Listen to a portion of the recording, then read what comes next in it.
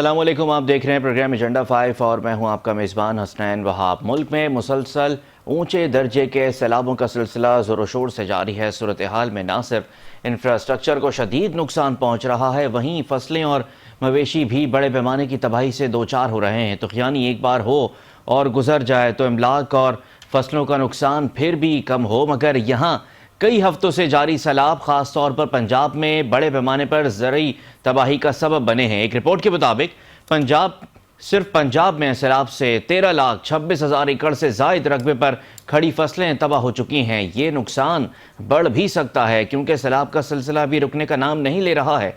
ज़रूरी शोबा मजमूई मुल्की पैदावार और खुराक की फरहमी के लिए बुनियादी अहमियत रखता है। मौजूदा सैलाब की वजह से मुल्क में खुराक की दस्तयाबी और महंगाई पर भी इसके खासे असरात मुरतब होंगे।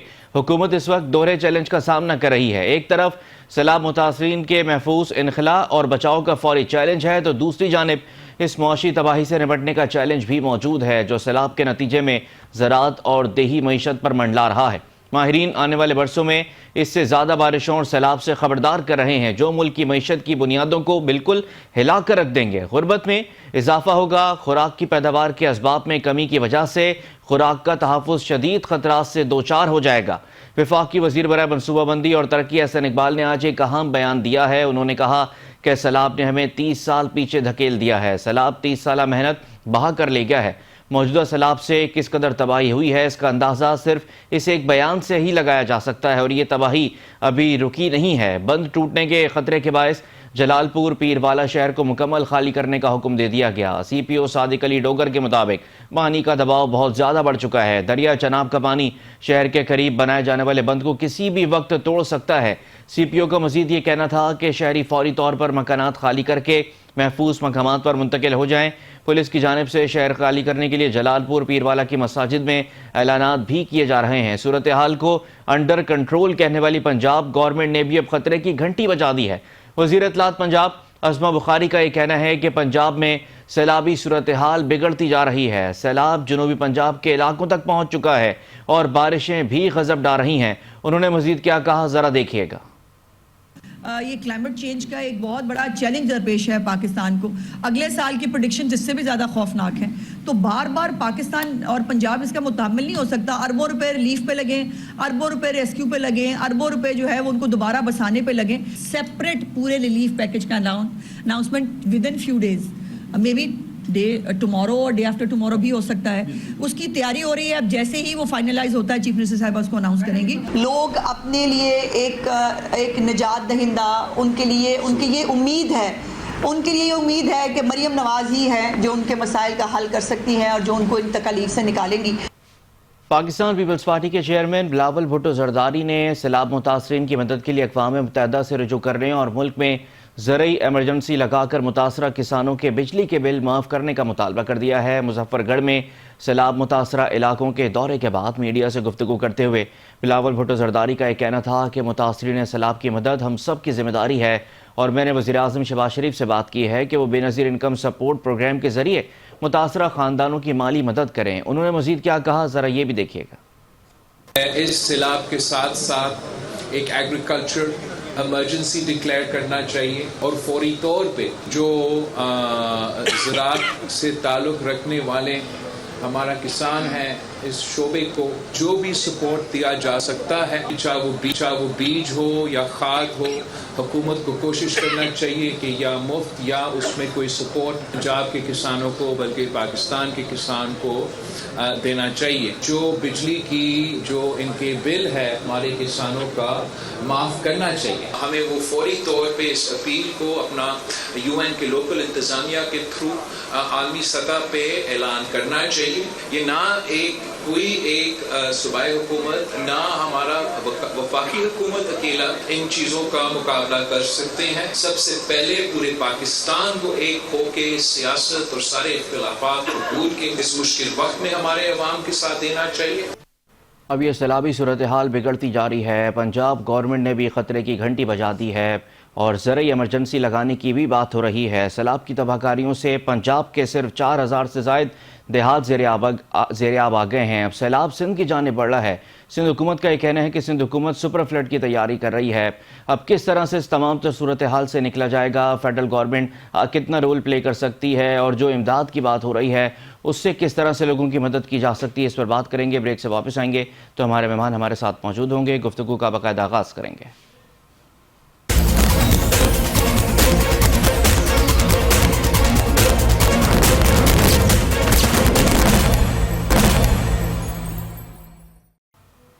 वेलकम बैक नाज़रीन, हमारे मेहमान हमारे साथ मौजूद हैं। नदीम कुरैशी साहब ने हमें ज्वाइन किया, सीनियर रहनुमा पाकिस्तान तहरीक इंसाफ के। बहुत शुक्रिया नदीम साहब, आपने प्रोग्राम के लिए वक्त निकाला।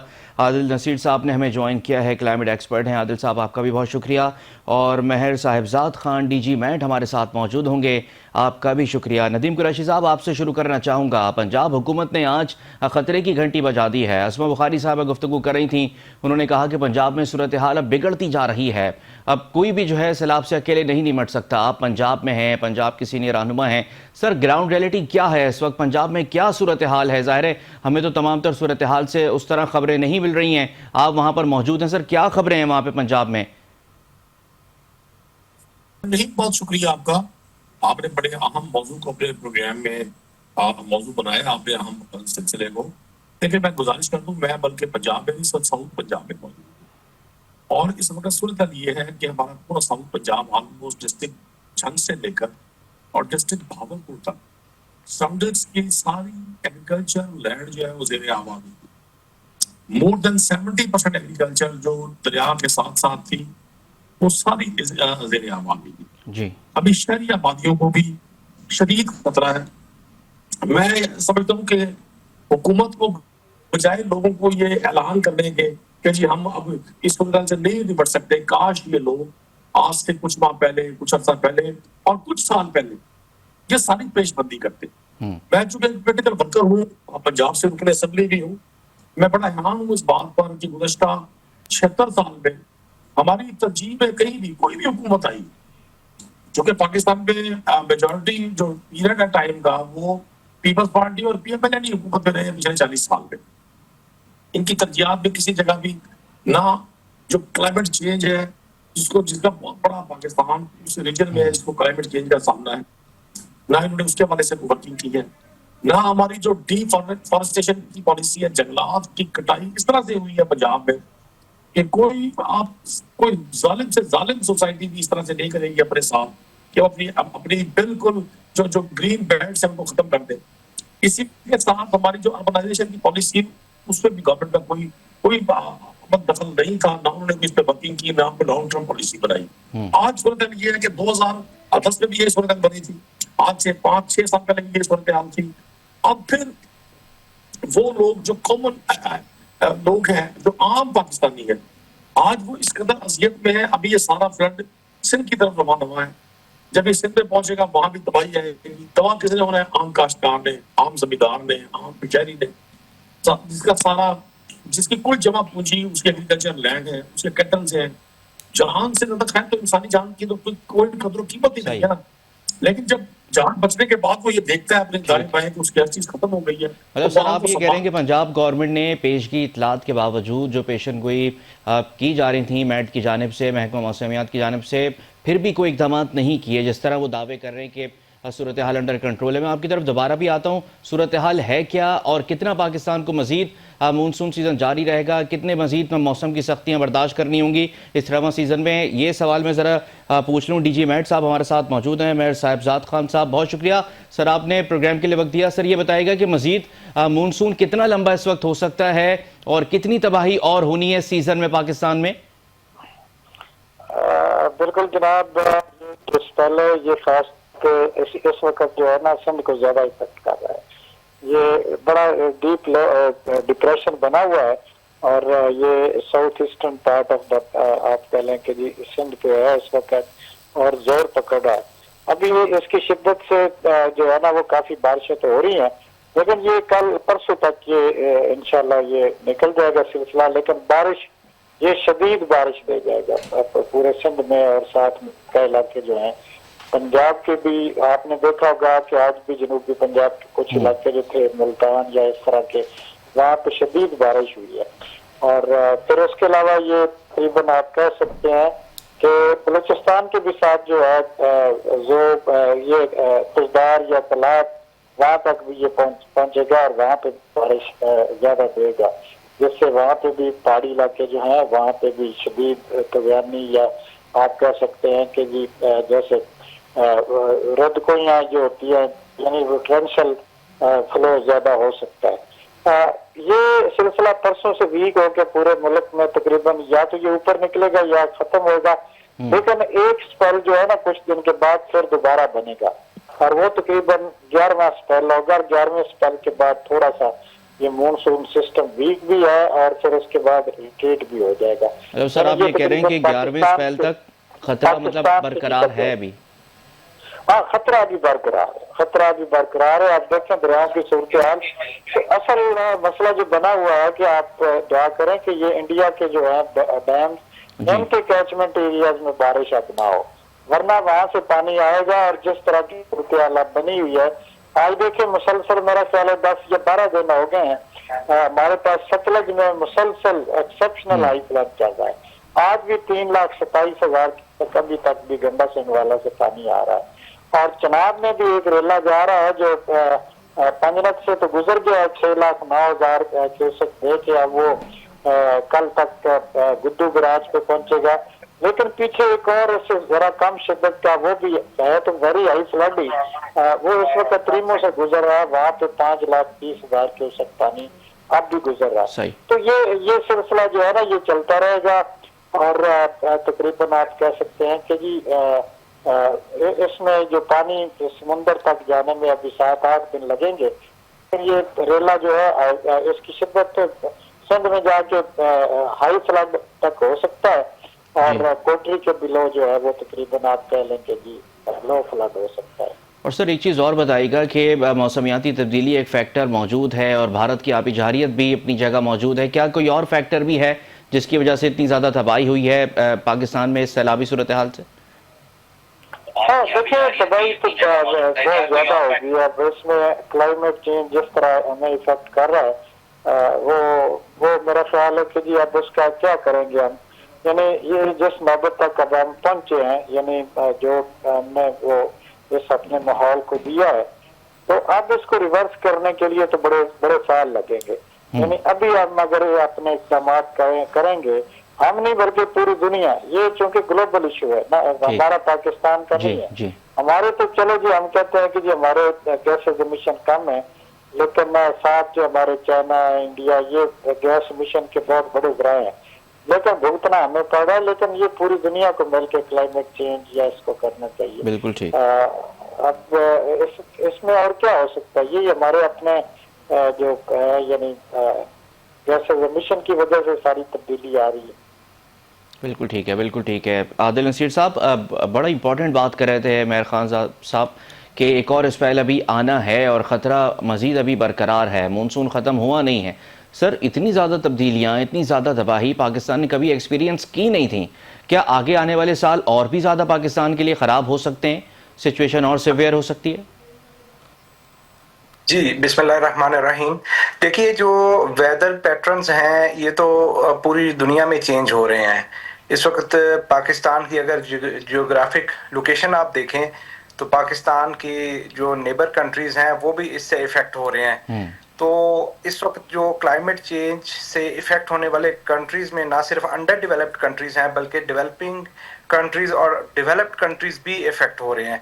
चूँकि ये क्लाइमेट चेंज एक ऐसा इस वक्त हॉट डिबेटिंग टॉपिक है, चाहे वो आईटी इंडस्ट्री हो, चाहे वो टेक्सटाइल इंडस्ट्री हो, चाहे वो एकेडेमिया हो, कोई भी इंस्टीट्यूशन हो, इसमें इस वक्त क्लाइमेट रिलीफ का और क्लाइमेट चेंज का एक डिपार्टमेंट मौजूद है over the world, multinational companies में और नेशनल कंपनीज ने। चूँकि इस वक्त की ये ज़रूरत भी है और आगाही की ज़रूरत भी है। चूँकि हमने पिछले जो 2 से 3 डेकेड्स हैं वो हमने इसको ज़ाया किया, हमने इसकी जो अफादियत थी उसको समझा नहीं और दरख्त हमने काटने शुरू किए, इंडस्ट्रियलाइजेशन हमने बहुत ज़्यादा की। ख़ास तौर पे अगर पाकिस्तान की बात करें फैसलाबाद में, कराची में, और जो SOPs हैं उनका ख्याल नहीं रखा गया। जिसकी वजह से ये सारे हमें अब देखने पड़ रहे हैं, क्योंकि अब ग्लेशियर्स जो हैं ख़ास तौर पे ये तेज़ी से मेल्ट हो रहे हैं और ये एक अनयूजुअल फिनोमिना है। अब उसकी वजह से अब आप देखें कि पाकिस्तान के चारों सूबे इस वक्त इस जो नागहानी आफत है इसकी लपेट में है। आप बिल्कुल जनूबी ऐसे। पंजाब में देख लें, सिंध में देख लें, बलूचिस्तान में देख लें, KPK के मुख्तलिफ अजला में देख लें, ख़ास तौर पे सवात से हमने देखना शुरू किया और ये तकरीबन 15 से 16 स्पेल्स हम इसके एक्सपीरियंस कर चुके हैं और आगे भी हमें 3 से 4 एक्सपेल इसमें फेस करने पड़ सकते हैं। और फिर जो सबसे ख़तरनाक बात है और इम्पॉर्टेंट फैक्ट्स है वो एज पर स्टैटिस्टिकल डाटा वो ये है कि अगले आने वाले सालों में जो बारिशों यही अगर तनासुब रहा, जो कि डाटा की बेस पे मैं बात कर रहा हूँ, तो तकरीबन 22 से 25% ज़्यादा बारिशें हमें मिलेंगी पाकिस्तान रीजन में।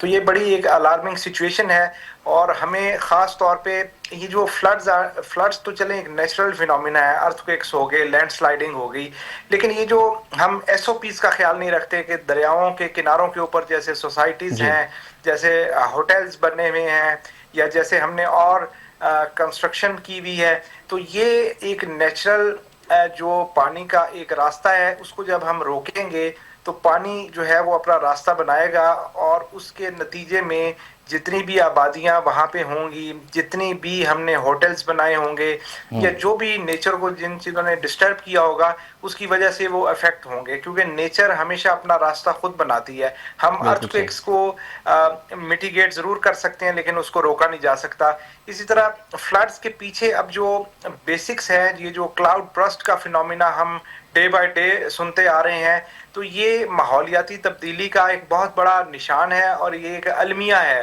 ख़ास तौर पे इस रीजन में, जो कि किसी भी जगह हमने आज से तकरीबन 3 महीने पहले इस्लामाबाद में ऐसी आलाबारी देखी जो जिंदगी में हमें फर्स्ट टाइम देखने को मिली, जिसने पूरा सेक्टर E11 और मारगला की बेल्ट के ऊपर जो सेक्टर्स थे उसमें गाड़ियों को बिल्कुल तबाह कर दिया, गाड़ियों के शीशे टूट गए, उसके बाद उनकी जो बॉडीज वो डैमेज हुई और इसमें 3 से 4 कैजुअलिटीज भी हुई। तो ये एक बड़ा अलार्मिंग सिचुएशन है। तो अब इस सिलसिले में हमें जो नेक्स्ट गवर्नमेंट पॉलिसी है और जो इस सिलसिले में फ्लड कमीशन बनाया गया था उसको मौसर करने की ज़रूरत है, पॉलिसीज़ फाल करने की ज़रूरत है और ये इंटरनेशनल डायलॉग्स की इसमें ज़रूरत है।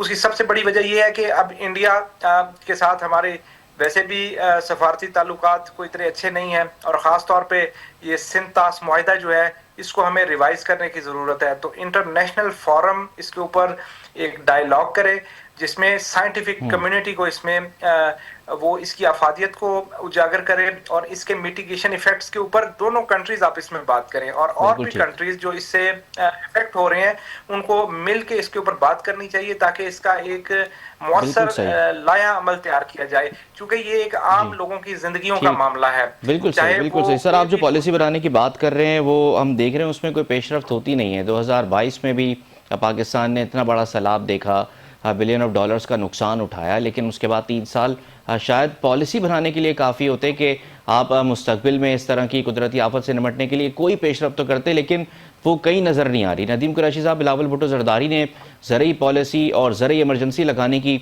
अब आज मुतालबा किया है वज़ीर आज़म शहबाज शरीफ से। किसानों के जो हालात हैं इस वक्त हम देख रहे हैं, फूड सिक्योरिटी का चैलेंज इस वक्त सबसे ज़्यादा अहम हो गया है। पहले ही हम देख रहे हैं कि हमारी प्रोडक्शन इतनी कम है, फिर उसके बाद सैलाब से फसलें तबाह हो जाना और फिर अब खबरें ये आ रही हैं कि ज़ख़ीरा अंदोज़ी शुरू हो गई है बड़े पैमाने पर, गंदम की कीमतें भी आसमान से बातें करने लगी हैं।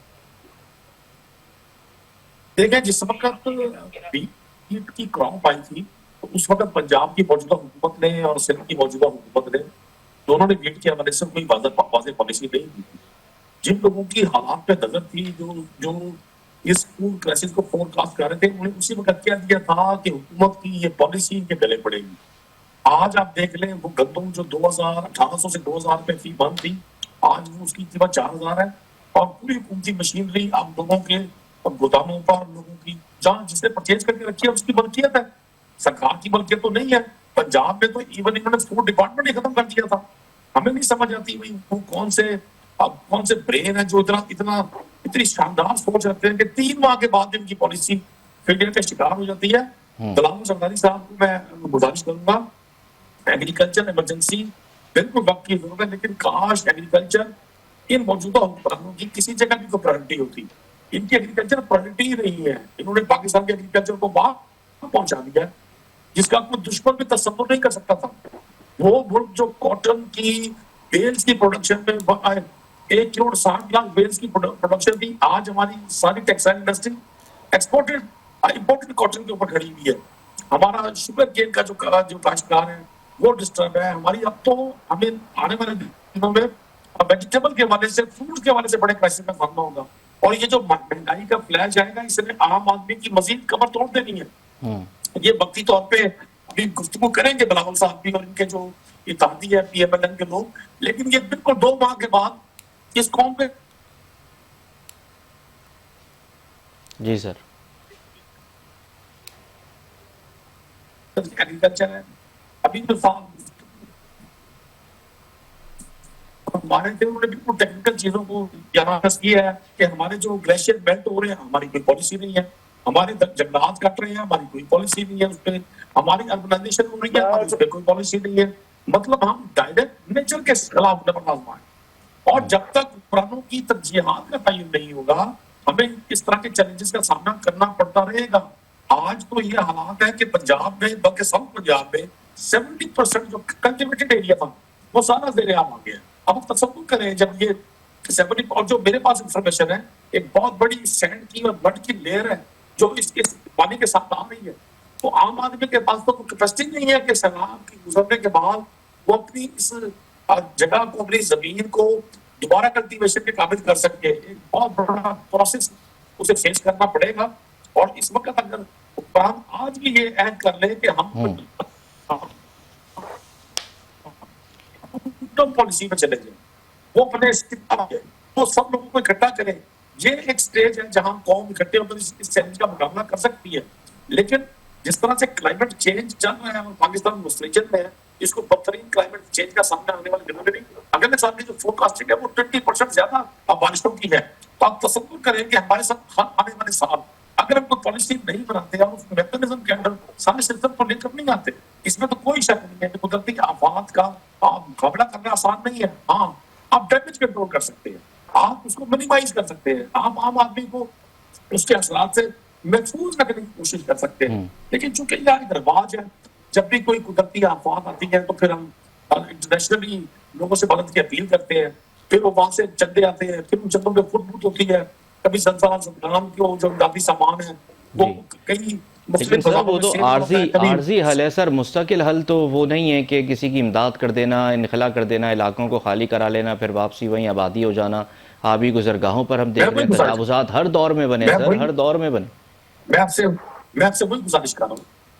हाँ जी, देखिए सिंतास मनसूबे के तहत हमारे पास 2 दरिया हैं, रावी और चनाब। हिंदुस्तान ने वायलेशन की, उन्होंने उस मुआहदे के बरखिलाफ डैम्स भी बनाए, सलाल डैम बनाया, पगड़ियाहार डैम बनाया और 2-3 डैम्स बनाए। पाकिस्तान पंजाब चनाब में जो 2 या 3 हैंडवर्क्स बने हुए हैं वो भी बिफोर पार्टीशन। मतलब अगर किसी की तरजीह नहीं है कि हमने इस वाटर को हम एक ही वक्त में वाटर शॉर्टेज का शिकार हो जाते हैं और एक ही वक्त में एक्सेसिव वाटर हमें तबाह करना होता है। और हमारे पास सिवाय उसको शरीक करने के शॉर्ट टर्म बेसिस पर, और तो एक हालात पंजाब के मैं आपको बता दूं, यहाँ तो टोटल अब ये समझ लें एक्सक्यूटिंग हो रही है। यहाँ इस तरह से लगता है जैसे हर शख्स तो गवर्नमेंट ऑफिसर है या वो गवर्नमेंट, वो सब लोग ये चाह रहे हैं कि उनका नाम नुमाया हो जाए, उनकी एक्टिविटी मीडिया पे आ जाए।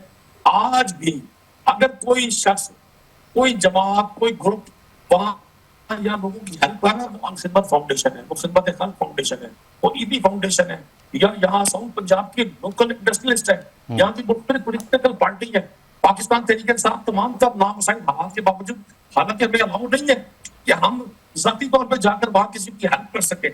लेकिन चूंकि यहाँ ये है कि आप चीफ मिनिस्टर की फोटो लगाएंगे तो उसके बाद आप कोई चीज डिस्ट्रीब्यूट कर सकते हैं।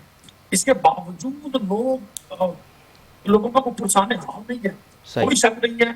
1122 की कारकर्दगी बड़ी अच्छी है, उन्होंने बड़ी एफर्ट किया, पाक फौज बड़ी मुतहर्रिक है। लेकिन मैं अफसोस के साथ कहूंगा, अभी आप पंजाब के हालात देख रहे हैं, आप नेक्स्ट वीक खुदा ना करे ऐसा हो, लेकिन ये नौशदा दीवार है, ये नविश्ता दीवार है, ये सिर्फ के हालात भी इसी तरह से होंगे। और आप देखेंगे कि वहां लोगों का क्या होगा।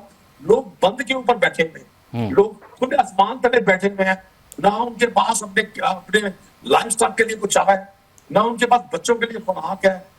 मतलब आप बगैर गवर्नमेंट के बिल्कुल बगैर ठीक। उनकी मशीनरी के इस्तेमाल के आप कैसे इतना बड़ा रेस्क्यू कर सकते हैं लोगों को। लेकिन मैं आज भी इस बात पर मुझे यकीन है कि जिस तरह से अब ये चीजें हो रही हैं, यकीनन जी फैसला साहब इस तरफ जाएंगे, उन्हें जाना पड़ेगा। अगर वो कोई मैकेनिज्म नहीं बना पाते और वो आने वाली चीजों को फोरकास्ट करके प्रिकॉशनरी मेजर्स नहीं करते, तो ये डैमेजेस हमें बहुत पीछे ले जाए। अभी मैं फेडरल मिनिस्टर से कुछ सुन रहा था कि जी हम 30 साल पीछे चले। बिल्कुल ऐसा इकबाल साहब बात कर रहे हैं। क्या तो मुझे पता बड़ी हैरानी होती है, आप लोग तो हुकूमत में हैं, फैसला ठीक, साजी में हैं, ठीक। आप 50-40 साल से यहाँ हुक्मरान हैं, आपकी पॉलिसीज कहाँ गई है, आपकी तरजीहात कहाँ गई है, आपने इससे पहले पॉलिसीज क्यों नहीं बनाई? आपको क्या इशू था, आपको क्या मसला दरपेश था कि आप हर बार सिर्फ वक्ती तौर पर रिलीज करते हैं, शॉर्ट टर्म पैकेज लेकर आते हैं, शॉर्ट टर्म हल लेकर आते हैं, सही। लॉन्ग टर्म चलिए मुझे मौका दें, मुझे मेहर साहब खानजादा के पास भी जाना है, उनके पास जाता हूँ। मेहर साहब, सर ये बताइएगा कि जिस तरह बात कर रहे हैं नदीम कुरैशी साहब, बड़ी अलार्मिंग सिचुएशन है और पॉलिसी हम देख रहे हैं कि पाकिस्तान में जब कोई चीज़ हो जाती है, सैलाब आया 2022 में, उस वक्त बड़ी बातें हुई कि रिजर्वायर्स भी होने चाहिए पाकिस्तान में, आबी गुजरगाहों पर, उस वक्त भी तजावुज़ात के ख़ात्मे की बातें हुई, लेकिन फिर तमाम तर चीज़ें नॉर्मलाइज हो गई हैं, फिर सैलाबी सूरत हाल है, फिर ये वाली डिबेट चल पड़ी है कि पॉलिसी होनी चाहिए। आपको नहीं लगता कि जब भी अब ये मामला थमता है, सैलाबी सूरत हाल कुछ कम होती है, तो इस पर एक नेशनल एक्शन प्लान होना चाहिए, क्लाइमेट चेंज के ऊपर तमाम सियासी जमातों को मिल बैठना चाहिए, तमाम सूबों को मिल बैठना चाहिए? बिल्कुल जनाब, ये बहुत बड़ा इशू है। क्लाइमेट चेंज जो है ये हमारे मुस्तकबिल के लिए बहुत बड़ा इशू है। मैं आपको एक चीज बता दूं कि 2015 में पेरिस प्रोटोकॉल हुआ था और उसमें ये डिसाइड किया गया था कि टेम्परेचर जो है पूरी दुनिया का एवरेज 1.5 से नहीं बढ़ने दिया। 2024 में टेम्परेचर इस हद को क्रॉस कर दिया गया है और इसी तरह अगर हम इसी प्रोजेक्शन पे रहे तो हमारे जो नॉर्थ में हमारे ये बर्फ से ढके हुए पहाड़ हैं, जो हमारी यानी एक लाइफ लाइन है, अगर इसी तरह चलता रहा तो ये तो बहुत जल्द हमें हमारे ऊपर से ये साया हट जाएगा और फिर हमारा हाल आप देख लें कि हम किस तरह चले जाएंगे। तो इसलिए मैं कहता हूं कि हमें पाकिस्तान लेवल पे भी सोचना चाहिए कि जी हमने अपने आप को किस तरह इसको फेस करना है और पूरी दुनिया के साथ, पूरे अपने रीजन के साथ मिल बैठ के ये करना चाहिए कि जी हमने अपने इस क्लाइमेट चेंज जो इस वक्त पूरी दुनिया को इफेक्ट कर रहा है, पाकिस्तान को खास तौर पे ज्यादा इफेक्ट कर रहा है, तो इससे कैसे बचा जा सके। हमारे देखें रिजर्वायर जो हैं 2 हैं, मंगला और तरबेला, इनकी कैपेसिटी कम होती जा रही है। अगर ये पहाड़ भी हमारे पास से, ये बर्फ से ढके हुए पहाड़ भी खत्म हो गए, आज नहीं तो 50 साल बाद अगर ये नौबत आती है तो हमारी नस्ल जो है आने वाली क्या करेगी, किस तरह करेगी? हम कहाँ माइग्रेशन करेंगे क्या यहाँ से? लेकिन ये इसके बारे में वाकई आपने ठीक कहा है कि सबको मिल बैठ कर सोचना चाहिए। ये आज नहीं, हमारी आइंदा आने वाली नस्लों की बका का मसला है, तो हमें अपनी नस्लों के लिए ये सोचना चाहिए ताकि क्लाइमेट चेंज को किस तरह ये फेस कर सके। बिल्कुल ठीक है आदिल नसीर साहब, हमने जिस तरह देखा कि जापान ने एक मॉडल तैयार किया सुनामी से फिर बचने के लिए, बिलियंस ऑफ ट्रीज़ की प्लांटेशन की गई, एक वॉल तामीर की गई। अब शायद वो रोक तो ना सकें अगर उस तरह की आफत दोबारा उनके मुल्क में कभी आती है, लेकिन उसकी शिद्दत को कुछ हद तक वो कम कर सकते हैं। क्या हमारे पास कोई प्लान इस तरह का हो सकता है कि हम कुछ इस तरह की चीज़ें करें? आपकी नज़र में क्या तजावीज़ होंगी जिससे हम शिद्दत को कुछ कम कर सकते हैं सैलाबी सूरत हाल की आने वाले सालों में? जी, मिटिगेशन स्ट्रेटजीज हर कंट्री के पास होती हैं, लेकिन ज़रूरत इस अमर की है कि उसको हम इम्प्लीमेंट कर सकें ग्राउंड पे, क्योंकि टेक्नोलॉजी भी पाकिस्तान के पास मौजूद है, सॉफ्टवेयर भी मौजूद है, अर्ली वार्निंग सिस्टम्स पाकिस्तान के पास मौजूद हैं किसी भी नागहानी आफत के। लेकिन जब तक उसको ग्राउंड के ऊपर इम्प्लीमेंट नहीं किया जा सकेगा, उस वक्त तक हम इस जो आफात हैं इनसे किसी सूरत बच नहीं पाएंगे। सर फिर विल की कमी है, आप कह रहे हैं सब चीज़ें मौजूद हैं, तो फिर विल की कमी है, ये काम इसलिए नहीं हो रहा? जी ऑफ कोर्स विल की कमी है, क्योंकि इस वक्त जो नेशनल एक्शन प्लान है उसका कोई भी साइंटिफिक इशू ऑफ पाकिस्तान उसके अंदर शामिल नहीं है। हो सकता है पॉलिटिकल मैनिफेस्टो जो हैं मल्टीपल पार्टीज के, उनके अंदर ये चीजें मौजूद होंगी, जी। लेकिन उनके किसी मेंबर्स को आप पूछ लें कि आपका पॉलिटिकल मैनिफेस्टो के अंदर साइंटिफिक इश्यूज को कैसे एड्रेस किया गया है और कौन से इश्यूज हैं और उनकी मिटिगेशन स्ट्रेटजीज क्या हैं, उनका एग्जीक्यूशन प्लान क्या है। तो ये मेरे ख्याल में मैं आपको 99% कह सकता हूँ कि पॉलिटिकल लीडर से लेके उनके नीचे तक किसी को नहीं पता होगा, क्योंकि ये एक कोर साइंटिफिक काम है और किसी पॉलिटिकल पार्टी के पास इस वक्त साइंटिफिक टीम मौजूद नहीं है। ये सारे वही पुराने लोग हैं जो मल्टीपल मिनिस्ट्रीज और पार्टी से चेंज होकर दोबारा बरसरे इख्तिदार आते हैं, लेकिन इनके पास कोई महाराना सोच का आदमी नहीं है जिन्होंने इस चीज को लेके चलना है। और ये चाहे इंटरनेशनल डायलॉग हो, लोकल डायलॉग हो, नेशनल एक्शन प्लान हो, और चारों जो फौज हैं उनके सरबराह मिलके प्राइम मिनिस्टर के साथ बैठे हैं, लेकिन जब तक ये साइंटिफिक कम्युनिटी को अपने अंदर शामिल नहीं करेंगे उस वक्त तक इस चीज को ना तो पॉलिसी बन सकेगी और ना हम इस चीज से बच सकेंगे। क्योंकि पाकिस्तान की जो इकोनॉमी है ये एग्रीकल्चर बेस्ड इकोनॉमी है। अब हम देखें कि हम कितना हमने चावल की काश्त को हमने ज़ाया किया, गंदम की जो काश्त है उसको हम ज़ाया कर रहे हैं, और ये फिर जो लैंड है इसके अंदर मल्टीपल केमिकल्स शामिल हो रहे हैं इस बारिश के पानी के साथ। और आप देखें कि रिहेबिलिटेशन का प्रोसेस कितना लेंथी होगा, कि उस प्रोसेस को जब तक हम अडॉप्ट करेंगे तो कितने साल गुजर चुके होंगे और उसके बाद हम एक नए सैलाब से मुतासिर हो चुके होंगे। क्योंकि ये तो आप देखें कि 2022 के बाद अब फिर बीच में भी आया, लेकिन जो उसकी इंटेंसिटी 2025 में आई वो एक बहुत ज्यादा है, जिसने पुराने तकरीबन तमाम रिकॉर्ड तोड़ दिए। इसके साथ साथ जो हमारा हेल्थ सेक्टर इफेक्ट हो रहा है, क्योंकि ये सिर्फ बारिशों तक महदूद नहीं है, इसके साथ आपने देखा कि कितनी जो है हमारी ये जो है पोल्ट्री का हमारा नुकसान हुआ, हमारे कितने जानवर इसके अंदर ज़ाया हुए, और ये सारे वो लोग हैं जो कि ऑलरेडी बड़ी मुश्किल से अपनी डेली बेसिस की ज़िंदगी गुजार रहे हैं, जो कि दूध बेच के या अपने छोटा चिकन को सेल करके इस तरह की एक्टिविटीज से अपना गुजर बसर करते हैं। इंफ्रास्ट्रक्चर अपनी जगह बहुत लॉस हुआ, और ये वो इंफ्रास्ट्रक्चर का लॉस है जो कि गरीब बंदा पूरा नहीं कर सकता। अब ये पॉलिसीज के अंदर जो चैलेंजेस हैं उसको एड्रेस करने की जरूरत है कि हम जंगलात के ऊपर क्या पॉलिसी है, प्रोविंशियल लेवल पे, फेडरल लेवल पे, क्यों और कैसे और किसकी अप्रूवल से वो कटे जाने चाहिए, और नए की लिए क्या पॉलिसी है। फिर ग्लेशियर मेल्टिंग जो है, ये भी जो डीजी साहब कह रहे थे कि ग्लेशियर आगे आने वाले दिनों में कोई अगले 10-20 साल में अगर ये सूरत हाल इसी तरह रही तो ये एक बहुत मुश्किल सूरत हाल बन जाएगी। और ऑलरेडी हम जो अगला इशू है, ये तो अभी आप पानी की इजाफे की बात कर रहे हैं, अभी जो नेक्स्ट इशू पाकिस्तान में आने वाला है, खास तौर पे फेडरल कैपिटल के अंदर इस्लामाबाद के अंदर, वो हाइड्रोजियोलॉजी है। जो वाटर टेबल डेप्थ जो है वो डिक्लाइन कर रही है। अब अभी भी देखें कि बोरिंग की जो डेप्थ है वो 350 से तकरीबन 450-100 फुट पानी नीचे चला गया है। उसकी मल्टीपल रीजंस हैं कि हमने जो है सोसाइटीज और इंफ्रास्ट्रक्चर और कंस्ट्रक्शन बहुत ज्यादा की, और जमीन का जो रिचार्ज का सिस्टम है और एक इकोसिस्टम है उसको हमने डिस्टर्ब किया। तो अब इसमें पॉलिसी के अंदर जहां जंगलात की कटाई, ग्लेशियर मेल्टिंग, वहां सोसाइटीज के जो एनओसीज हैं ये बड़े जरूरी हैं। और सर आपने एक और बड़ी ज़रूरी अभी बात की कि पॉलिटिकल पार्टीज़ के मैनिफेस्टो के अंदर शायद ये चीज़ें होती हैं क्लाइमेट चेंज से मुतालिक। आप नदीम कुरैशी साहब से पूछता हूँ कि नदीम कुरैशी साहब, आपके तो मैनिफेस्टो में थी क्लाइमेट चेंज की पॉलिसी और बड़ी तरजीह आपके दौर में इसको दी भी गई। चले मरकज़ में आपकी गवर्नमेंट नहीं है, लेकिन बिलियन ट्री वो मंसूबा भी था ट्री प्लांटेशन का। केपी में तो गवर्नमेंट है सर, वहाँ भी हमने देखा कि कोई ज़्यादा इस पर काम हुआ नहीं है, ना हो रहा है। देखिए, मैं आपसे गुजारिश कर दूँ, वज़ीर-ए-आज़म इमरान खान साहब ने यूएनओ में the first prime minister of Pakistan और इवन साउथ एशिया में पहले शख्स थे जिन्होंने क्लाइमेट चेंज के चैलेंजेस के हवाले से यूएनओ में बात की थी, और उसी ग्राउंड पर उन्होंने ये बिलियन ट्री का मंसूबा शुरू किया। बड़ी हमारे पोलिटिकल अपोनेंट्स ने उसका तस्दीक की। आज भी हम अपने पड़ोसी मुल्क को देखें, हिंदुस्तान को, तो मनमोहन सिंह साहब की बहुत सारी पॉलिसी ऐसी थी जो शाइनिंग इंडिया की पॉलिसी थी, जिनको टेकअप किया नरेंद्र मोदी की गवर्नमेंट ने। मतलब वो सियासी ताकुबत से बालातर होकर वहां भी सियासी मुखालफत है। हमारे यहाँ तो खैर जाती दुश्मनी वाली पॉलिटिक्स चली हुई है।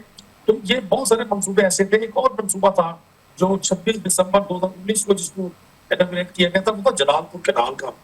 जो ये 131 किलोमीटर का मंसूबा था, जिसने हमारा जो पंजाब का पूरा इरिगेशन सिस्टम है उसको लिंक करना था, और उससे सिर्फ ये हमारे जो वाटर की ड्रेनेज थी उसने बेहतर होना था, वो मंसूबा भी रोक दिया गया।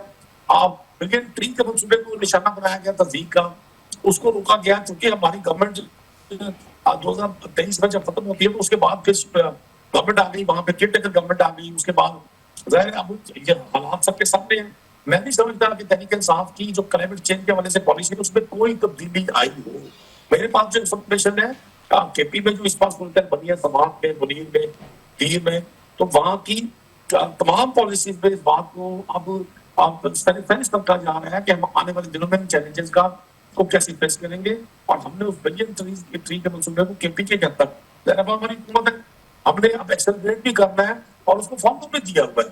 तो मैं आज भी, आदिल साहब ने बिल्कुल ठीक है, मैं समझता हूँ this is the best time कि तमाम फैसला था ये बिल्कुल किसी भी शख्स को अगर ये जुल्म है, ये हम फैमिली है कि वो आज खुद इससे किसी पॉलिटिकल पार्टी को मीडिया पे टिकटॉक बनाकर खबरों की जीवन। सही सही। और आखिर में बस मुझे बताया जा रहा है कि चंद मिनट रह गए कि मेहर साहब सर ये बताएगा कि लीस्ट अब इस सूरत हाल में पाकिस्तान क्या कर सकता है जब ये सैलाबी सूरत हाल ख़त्म होती है, तो सबसे लीस्ट अगर हम कुछ कर सकें इस एक साल के दौरान तो क्या हम कर सकते हैं, गवर्नमेंट क्या कर सकती है ताकि आइंदा आने वाले साल में ये तमाम तर तबाही को कुछ कम किया जा सके? देखें, ये तो सिलसिला जैसे हमें नजर आ रहा है, आप देख लें कि अगर हम 2022 से ले लें तो हर साल जो इसकी क्लाइमेट चेंज की वजह से वल्नरेबिलिटी बढ़ती जा रही है। आप देखें बारिशों की सैलाब या अर्बन फ्लडिंग या जो भी फिनोमेना है, तो अब इसके लिए तो मिलकर एफर्ट्स करनी चाहिए। अब देखें पोस्ट डिजास्टर जो होता है या पोस्ट मॉनसून जो एक्शन है उनके लिए गवर्नमेंट, मेरा ख्याल है मीटिंग्स तो रोज हो रही हैं जिनमें हम भी जा रहे हैं, तो इंशाल्लाह गवर्नमेंट करेगी। लोगों की रिहेबिलिटेशन से पहली तो बात ये है कि जहाँ जहाँ से भी आप देखें पानी गुजर चुका है, बहुत ज्यादा वहाँ पे तबाही हो चुकी है, और इंशाल्लाह गवर्नमेंट लगी हुई है। मैं तो ये कह सकता हूँ कि गवर्नमेंट कर रही है, इंशाल्लाह अच्छे काम ही होंगे। बिल्कुल ठीक है, बहुत बहुत शुक्रिया। महर साहिबजाद खान साहब डीजी मैड हमारे साथ मौजूद थे, और नदीम कुरैशी साहब ने हमें ज्वाइन किया, आपका भी बहुत शुक्रिया। और आदिल नसीर साहब ने प्रोग्राम के लिए खुसूसी वक्त दिया, सर आपका भी बहुत शुक्रिया। इसी के साथ ही प्रोग्राम का वक्त ख़त्म होता है। मुझे और मेरी टीम को इजाज़त दीजिए, आपसे फिर मुलाकात होगी। अपना ख्याल रखिएगा, अल्लाह हाफ़िज़।